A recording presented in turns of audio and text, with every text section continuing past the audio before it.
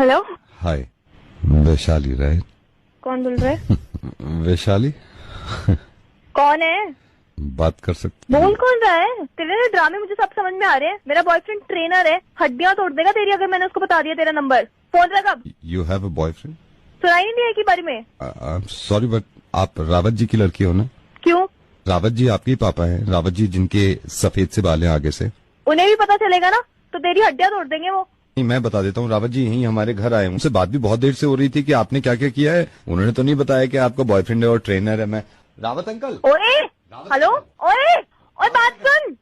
Hello, पापा से बात मत कर। रावत अंकल, ओए मेरी बात सुन। चाय पी रहे हैं, बात इनको सुन यहाँ पे मेरी। भेजो।